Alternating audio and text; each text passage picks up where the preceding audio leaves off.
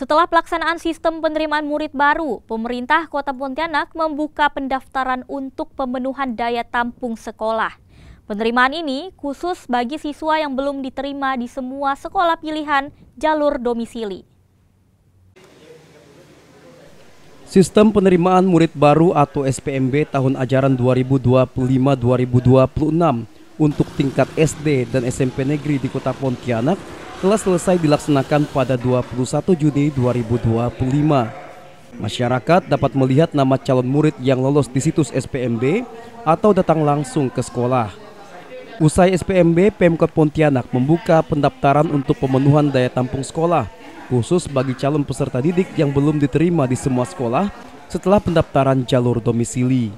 Ada pemenuhan daya tampung untuk SD bagi anak SD yang sudah mengikuti SPMB tapi tidak diterima di sekolah manapun. Jadi bukan dia masih ada nih, dia kan 5 pilihan tuh. Dia masuk di pilihan keempat, nggak suka, lalu mau masuk lagi sekolah nggak bisa diterima.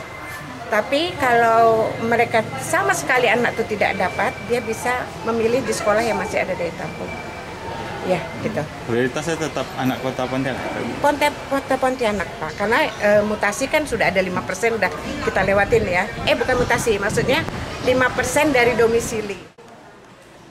Sementara soal sejumlah persoalan dalam pelaksanaan SPMB, Pemkot menyebut telah ditangani secara berkelanjutan, baik masalah pembatasan antrean saat proses pendaftaran maupun dugaan calon siswa titipan di sekolah tertentu. Pemkot memastikan SPMB sudah berjalan sesuai aturan. Hanya saja ke depan perlu sosialisasi lebih aktif kepada masyarakat.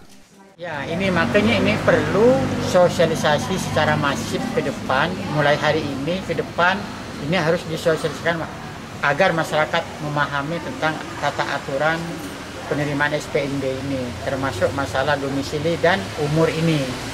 Kan ada itu umur diprioritaskan, baru ditarik ke zona ke jarak, kira-kira segitu. Ini masyarakat masih banyak belum paham, seolah-olah dia dekat dengan sekolah, tapi umurnya 5,5 tahun dan enggak pernah PAUD dan TK misalnya. Ya wajar enggak bisa diakomodir misalnya seperti itu.